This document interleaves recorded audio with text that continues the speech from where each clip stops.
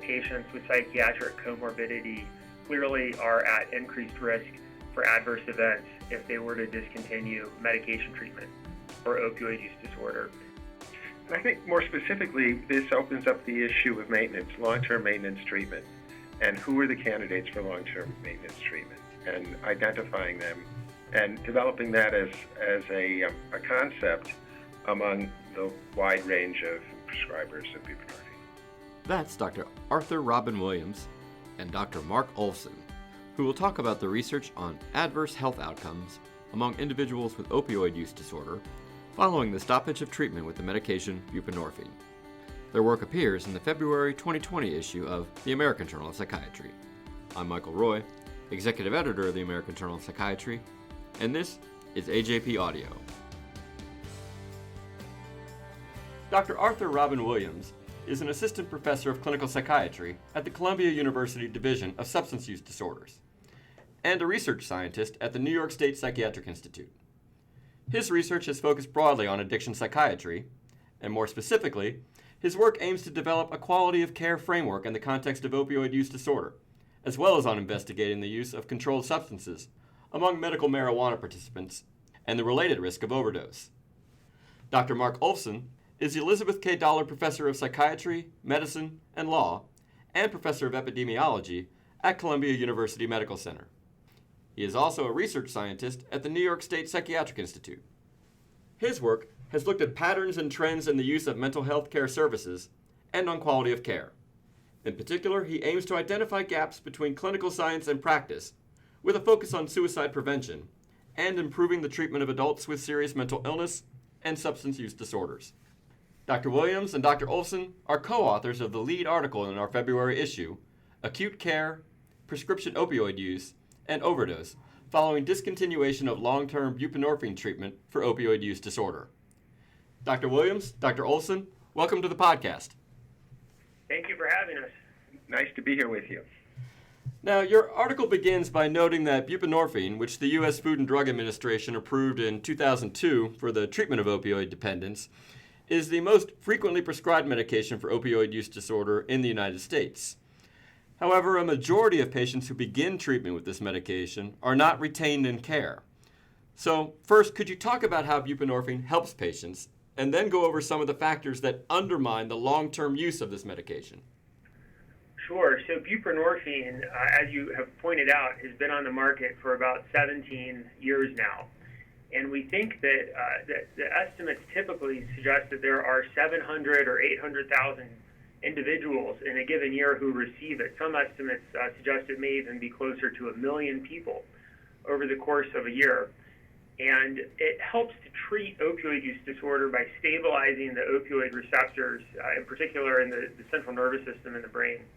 It addresses withdrawal completely, so patients aren't in withdrawal. It reduces cravings and urges to use opioids, reduces events of using opioids, the likelihood of relapse, and it also maintains a high tolerance at the opioid receptors so that if someone were to use small amounts or even medium amounts of opioids, they really wouldn't feel the effects. And it also, that blockade, that tolerance blockade, confers protection against respiratory suppression or overdose risk among individuals if they were to return to active opioid use while on buprenorphine.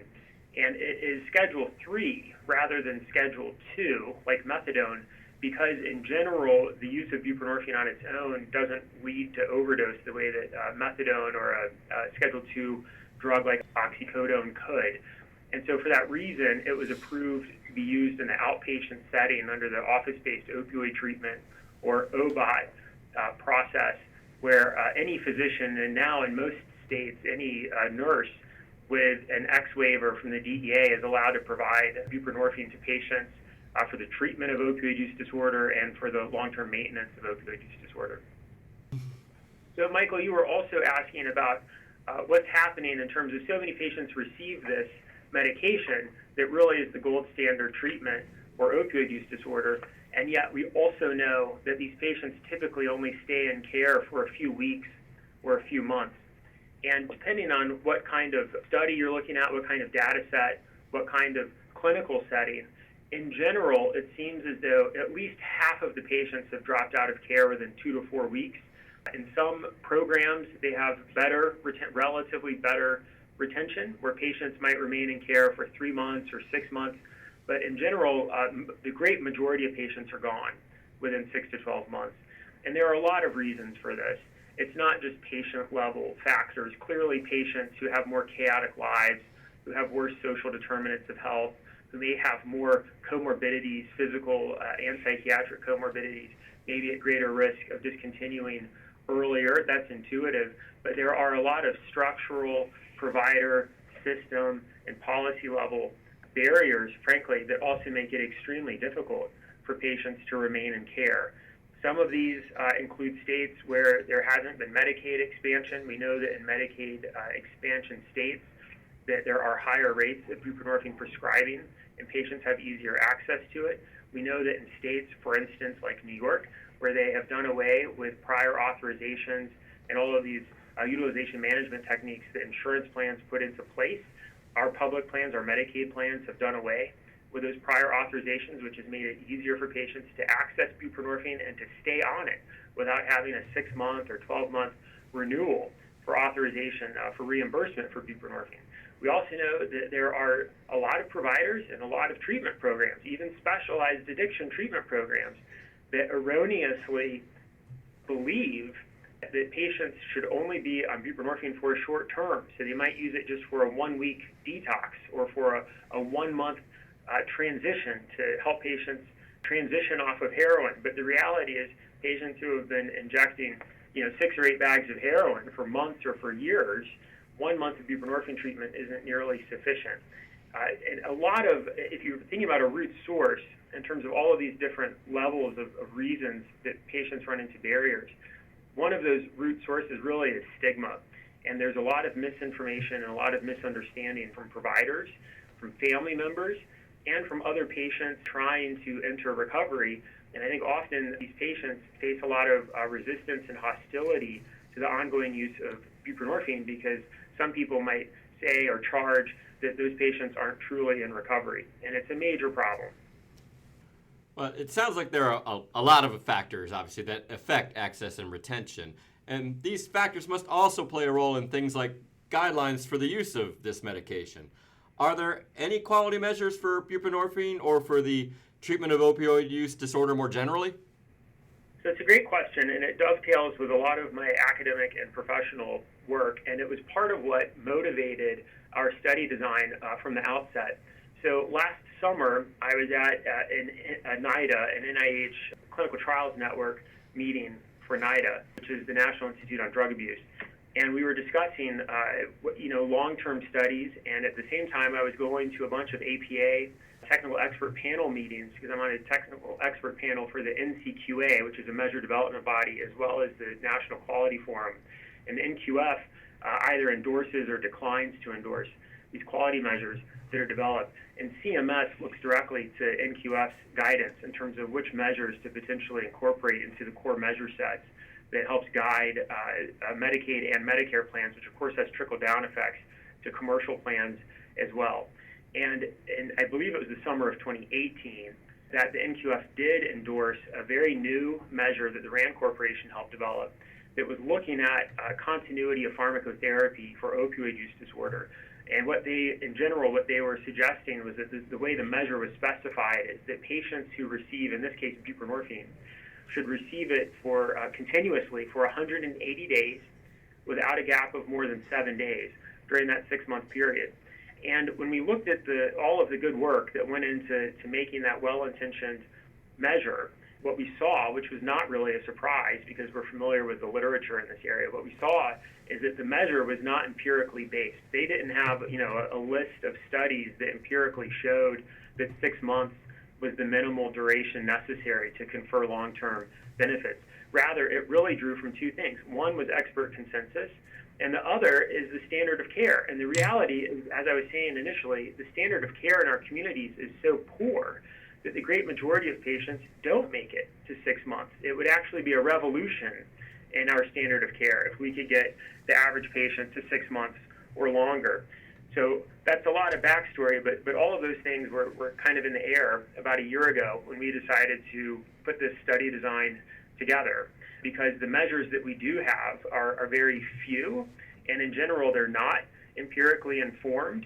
And so this study was designed to contribute, to create and to contribute to that literature so that our quality measures can point to very concrete data in terms of what minimal durations of care are necessary for patients to really have long-term benefit, even those patients who discontinue treatment eventually.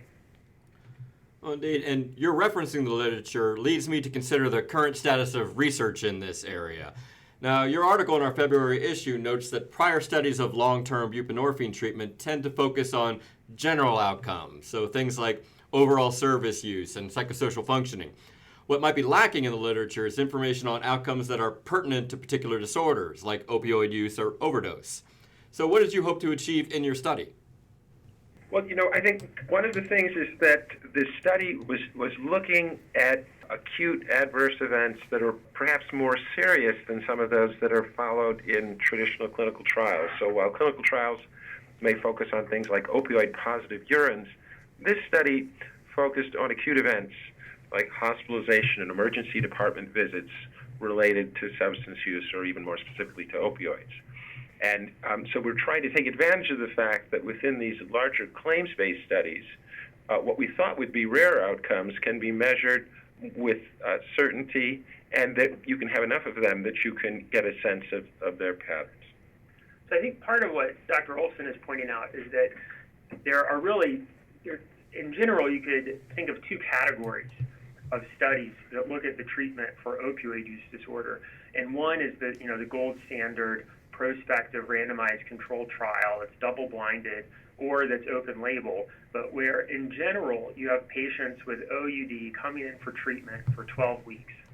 And they might be followed up for up to 6 months after that 12 weeks of medication. But in general, these are very short trials, and they're also based on follow-up rates that tend to decline over time, especially 6 months out from the actual study period. And so there are plenty of limitations with that design. Alternatively, the other category of studies are observational studies, and this is of that format. We were using insurance claims from Medicaid for 12 million beneficiaries over 5 years in a handful of anonymously reporting states. So it was very highly powered.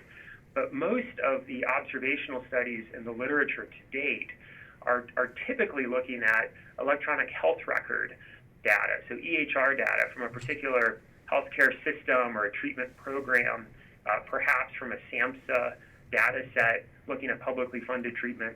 And one of the benefits of using insurance claims data, in this case Medicaid claims, is that we can look at these patients in terms of where they're receiving services billed to Medicaid across any setting where they're receiving those services, and we're able to follow up a much higher percentage of the patients because it's not something where we have to call them to get in touch with them 6 months after they dropped out of care. We're able to see them within the claims data for the 6 months following their treatment discontinuation.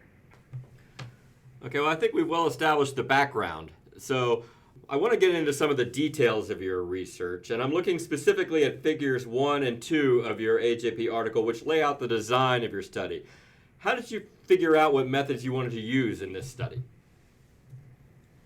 So in epidemiological analyses of insurance claims data, typically what's important is to identify new episodes of care.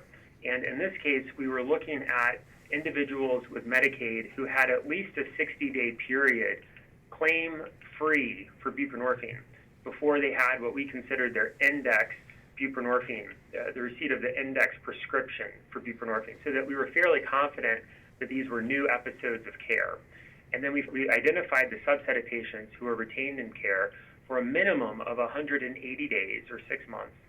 And then we divided them into these cohorts of 6 to 9 months, 9 to 12 months, 12 to 15, and 15 to 18 months, using the 6 to 9 month group as the reference group for the others. And this was a decision specifically, as I was alluding to earlier, to study patients who are successfully returned, as we would think of as in long-term care episodes, because we know that the great majority of patients drop out within 1 to 3 months in most settings. So this really is a subset of, in some ways, unique patients who we would think are more stable, long-term patients who aren't in a setting that is only using buprenorphine for detox or has restrictions on staying on the medication beyond a month or two. These are really the long-term care patients.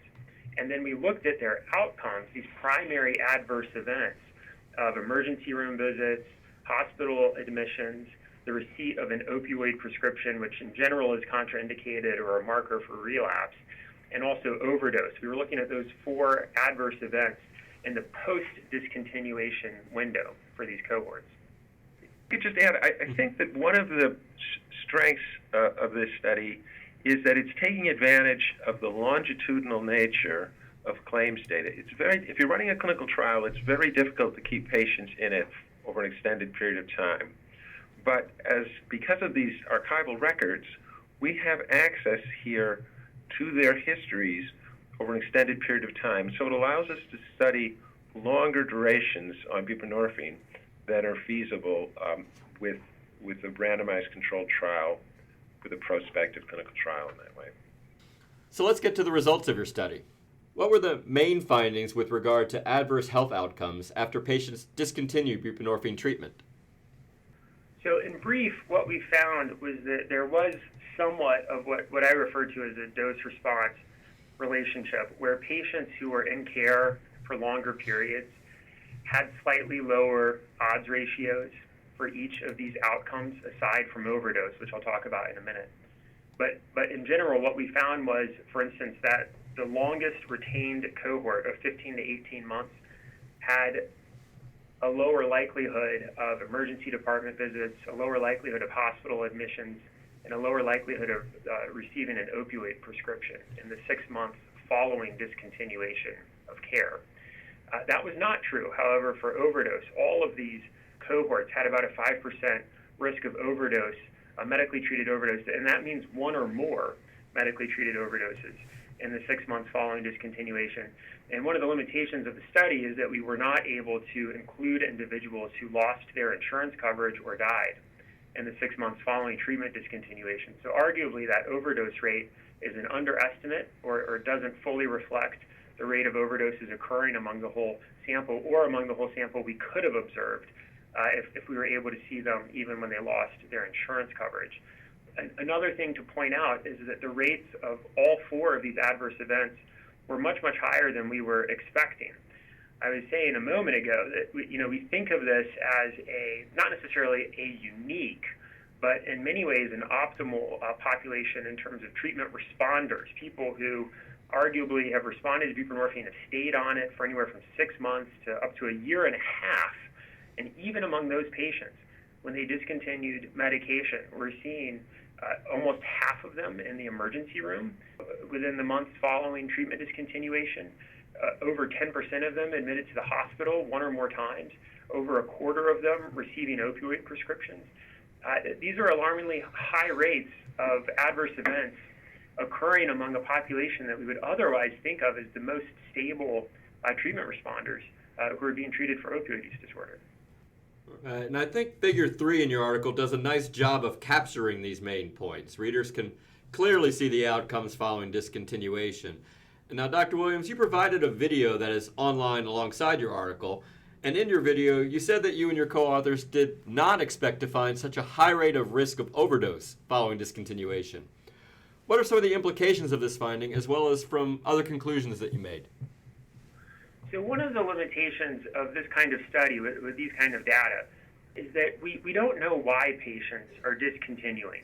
And clearly, a significant percentage of the discontinuers are discontinuing in the context of relapse.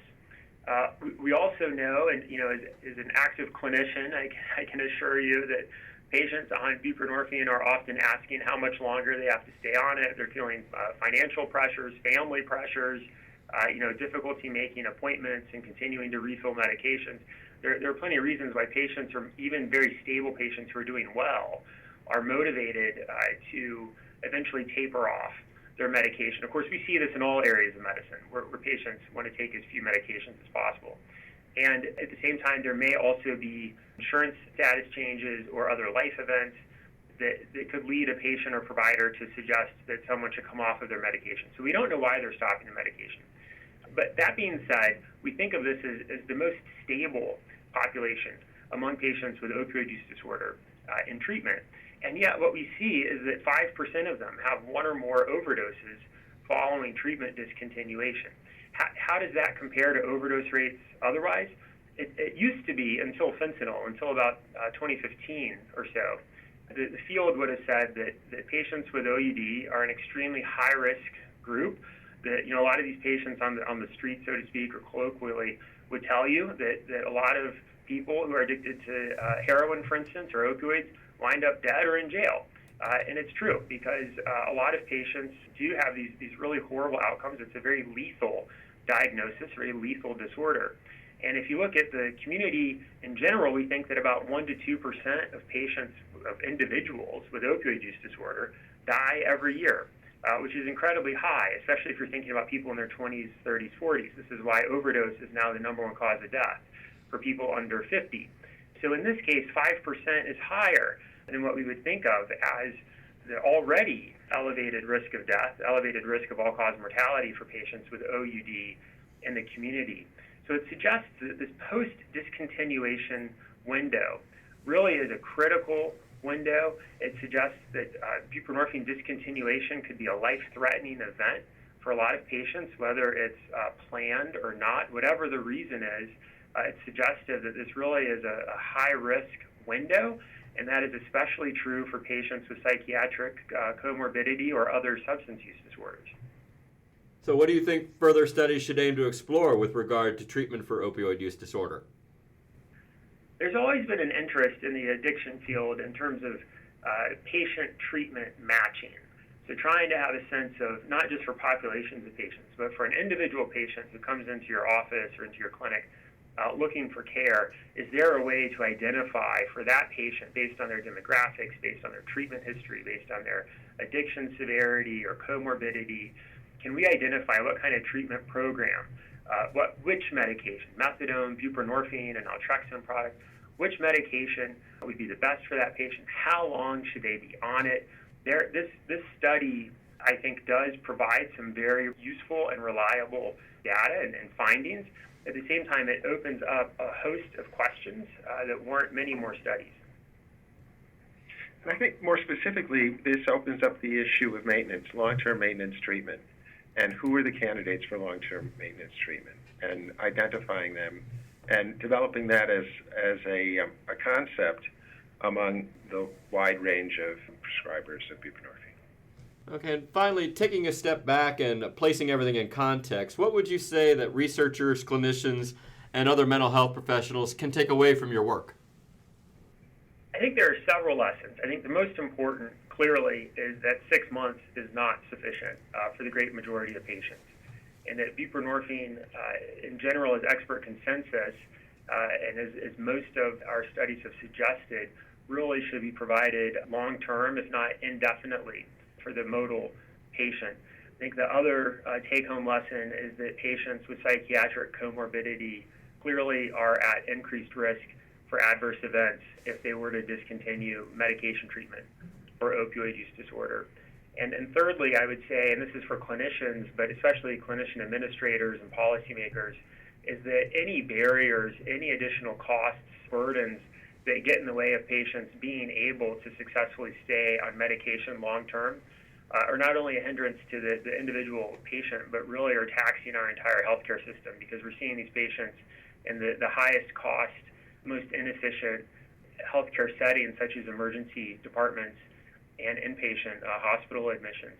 And there really are hundreds of thousands of admissions or at least ED visits for overdose every year now. And this is straining our whole healthcare system. And so it's very important to get these patients into long-term maintenance care, whether it's with buprenorphine, methadone, or naltrexone. And our systems really need to be designed to support that. And in particular for payers and quality measures, things that can incentivize capitated rates or bundled rates for value-based payments to really get patients connected to evidence-based care and retain them in that care successfully. Those are really the critical challenges for the field. Dr. Arthur Robin Williams and Dr. Mark Olfson, co-authors of the lead article in our February issue on adverse health outcomes following the end of buprenorphine treatment among individuals with opioid use disorder. Thank you both for speaking with us. Thank you. Thank you for having us. This concludes this episode of AJP Audio. You can rate and review the podcast on iTunes, Stitcher, or wherever you listen to it. Please also visit our website, ajp.psychiatryonline.org, to check out trending articles, find CME courses, and watch videos highlighting some of our other articles. APA Publishing has other podcasts you can listen to. Psychiatry Unbound is the books podcast from APA Publishing. It's hosted by Dr. Laura Roberts, editor-in-chief of APA Books. Also check out From Pages to Practice, which reviews the latest research published in the journal Psychiatric Services. It's hosted by Dr. Lisa Dixon, editor-in-chief of the journal, along with Dr. Josh Beresin. You can subscribe to these podcasts on Apple, Google, Spotify, or on any of the popular platforms. Next month in AJP Audio, we'll talk with Dr. Ilse Grad from the University of Amsterdam about her research on the efficacy of deep brain stimulation for obsessive-compulsive disorder. We hope you'll join us too. Thank you for listening.